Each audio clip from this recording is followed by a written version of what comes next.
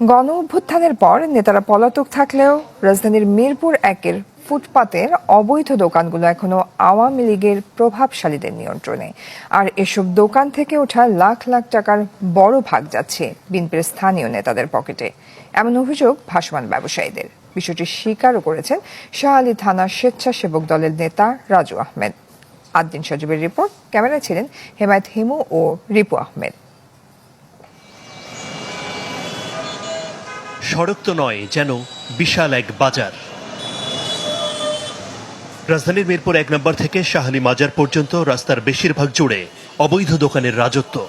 ফলে হরহামেশাই যানজটে নাকাল এই পথের যাত্রীরা। রাস্তা থাকবে রাস্তার মতন, জনগণ ফুটপাত দিয়ে চলবে, কোনো বিশৃঙ্খলা হবে না, যানজট লাগবে না, যানজটের জন্য হাঁটা যায় না। মিরপুরের রাস্তার উপরে শত শত দোকানপাট অনেক বছর ধরেই। একসময় আওয়ামী লীগের নেতাকর্মীরা এসব নিয়ন্ত্রণ করতে বলে অভিযোগ আছে। এখনো কি তারাই নিয়ন্ত্রণ করছে?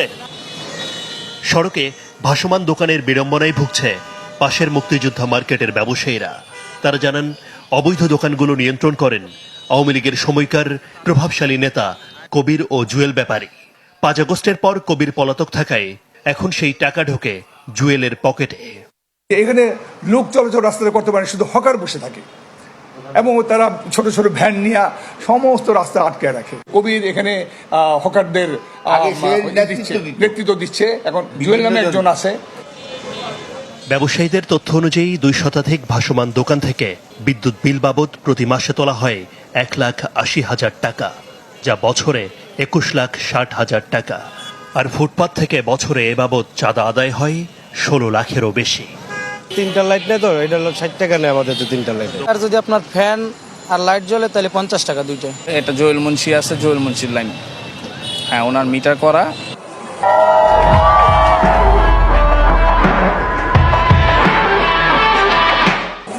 ভিডিওতে টাকা তোলার প্রমাণ থাকলেও অস্বীকার করেন জুয়েল। তার দাবি, চাঁদা নয়, ভাসমান দোকানে বিদ্যুৎ সংযোগের বিনিময়ে দোকান প্রতি ৩০ থেকে ৮০ টাকা পর্যন্ত নেন তিনি।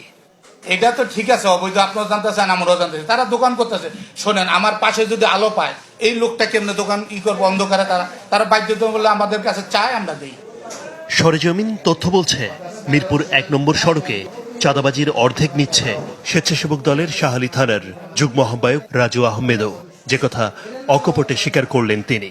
এই মুক্তিযোদ্ধার কোনার থেকে ফ্ল্যাট প্লাজা, ছিন্নমূল, আর এর পাশে পাইছি সে মা প্লাজা আর বাগদাদ। এই টোটাল কালেকশনটা আমরা করি। আমরা বললাম বিদ্যুৎ ফাঁকি দিতেছি না, আসে না চোরা লাইন চালায় বা বিদ্যুৎ দেয়।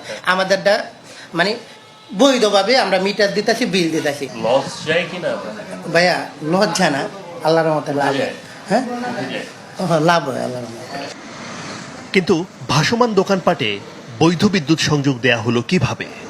এই প্রশ্নের উত্তর জানতে ঢাকা ইলেকট্রিক সাপ্লাই কোম্পানি ডেস্কর প্রধান কার্যালয়ে যোগাযোগ করা হলেও ক্যামেরায় কথা বলতে রাজি হননি কেউ।